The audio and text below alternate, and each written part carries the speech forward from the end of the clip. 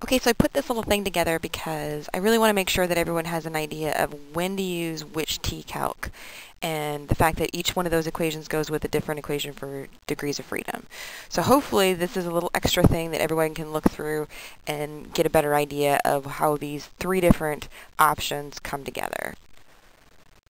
I wanted to start off by pointing out and sort of leading up into these assumptions and these equations by reminding us all, we're engineers, and the reality is that we're used to counting on equations. There's all these equations out there that we are sure are true, and we use them to calculate an unknown value based on values that we know.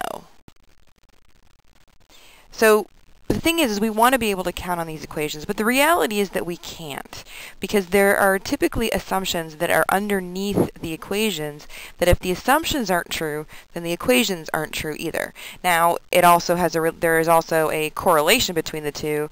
A small problem in the assumptions can actually result in a small problem in the equation as well.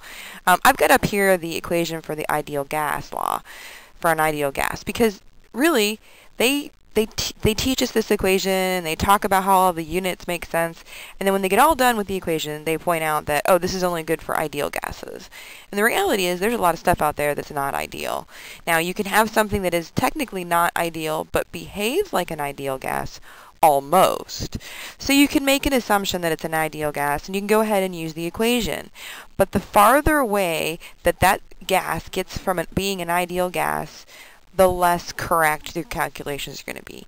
And this is the kind of thing I really wanted to point out before we went any further in terms of the relationship between assumptions and equations. Okay? So this is why I keep saying that the output from an equation is only as good as the assumptions that the equation is based on. The reality is you put garbage in, you get garbage out.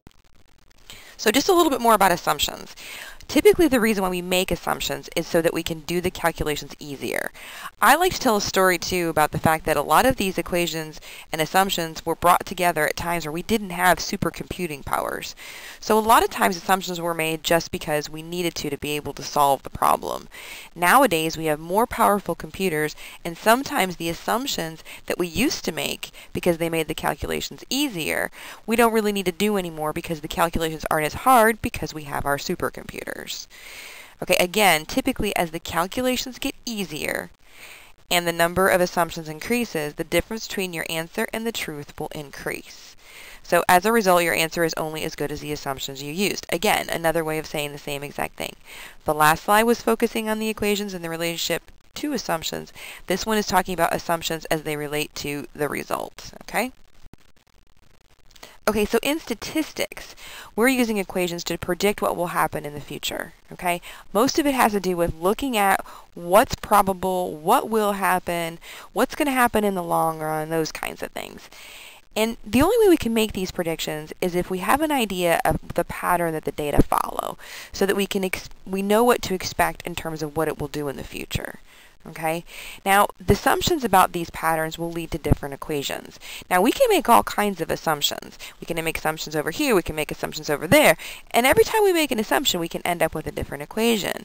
This is why equations and assumptions go together and that you need to be aware of both of them. What is the equation and what is the assumptions that were used to generate that equation? Okay, so now let's get to the two-mean t-test, okay? This is a good example of a statistical test that can be done more than just one way, okay? Based on the assumptions that are made before the equations are derived. Now, the main assumption is basically whether the variances of the two means are equal or unequal. Now, if they're equal, it's called homoscedastic. If they're unequal, it's called heteroscedastic. Okay, so here's the first method. Now in this one, what we're going to do is assume that the two means are unequal. Now, the equation that you see for t is pretty straightforward.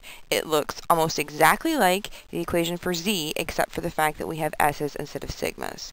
Okay, so that's good. But what about the degrees of freedom? Take a look at that equation. That equation's pretty messy.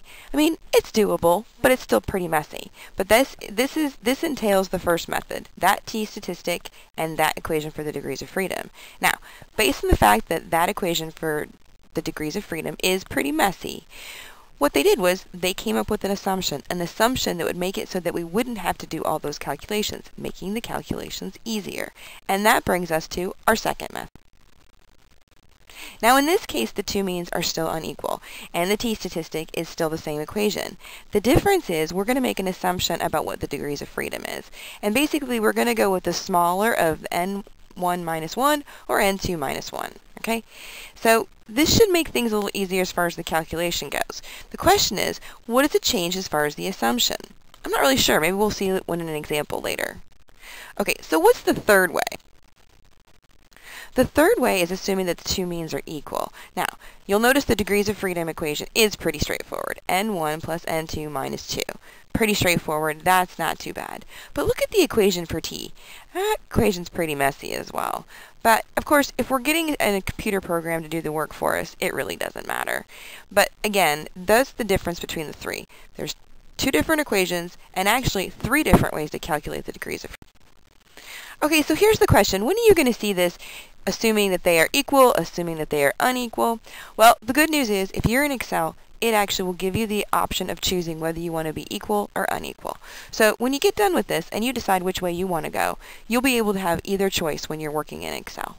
Now, to give you an idea of how these have come up and where I'm coming from in terms of having to teach it like this, the book that Stats 210 is based on, which is a general statistics class, goes ahead and offers the method that deals with unequal variances. However, at the same time, the books that I usually deal with that have to do with engineering statistics use equal. Now, interestingly enough, I have even heard statisticians comment on the fact that engineers don't use the right t-statistic. So there's probably a lot to be said for using unequal. Not to mention the fact that unequal seems to be a little bit more conservative. Well, I thought what we would do now for the very last slide is look at an example. Now this is homework 7.10, so hopefully you've already done this homework assignment. And if not, you have the answers and you can double check your work. But what I did is I did it 3 different ways. The unequal messy degrees of freedom, the unequal shortcut degrees of freedom, and then assuming that they're equal. Now, one thing you'll notice is they all have different degrees of freedom. Now, they don't all have different t-criticals. That's because as soon as we get over 30, we're going to have the same t-critical no matter what. So you do see that there's a little bit of a difference between the shortcut DF and the messy DF in terms of what the critical value is. Now, the tcalc doesn't change between the for both unequals, but for the equal, it does get a little bit bigger. Now, it gets a little bit bigger, but it still doesn't get very close to the t value. So really, the conclusion from the hypothesis test would not change, no matter which one of these you used. Now, maybe you can get an idea for what you might want to keep an eye out for. If you assume that they're unequal and use the shortcut DF, and then you find out that your degrees of freedom is actually 29, you actually might want to go ahead and see what would happen if you flipped it up to the next degrees of freedom. Now, interestingly, I went ahead and calculated a p-value to go with these two. And don't forget, the p-value asks for degrees of freedom as well. So it's going to change depending on the degrees of freedom as well. Interestingly, the p-value for the unequal is actually a lot bigger than the p-value for the equal. So what would happen is, if you were looking at this as unequal and you went all the way through to calculating a p-value, you would think that these were the same. Actually, a pretty good p-value compared to 0.05. Now, if you were looking at the equal p-value, which is 0.06, you might actually say that maybe that's not too terribly far away from 0.05. So hopefully this example gives you a little bit of an idea of how the assumptions can actually make a difference in your answers. This is, again, one of the reasons why when I ask you to do a hypothesis test, in your conclusions, I want you to compare the t-critical and the tcalc. I want you to tell me what you're going to do with the null hypothesis. I want you to give me a conclusion which actually answers the question. And then I want you to restate your alpha.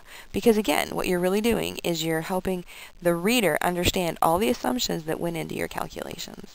And actually, at this point, it would not be such a bad idea to mention whether you assumed unequal or equal variances. Anyway, I really hope that helped, and maybe because it's on video, you'll listen to it again. Maybe because it's on video, you never even got this far. Who knows? But have a great day.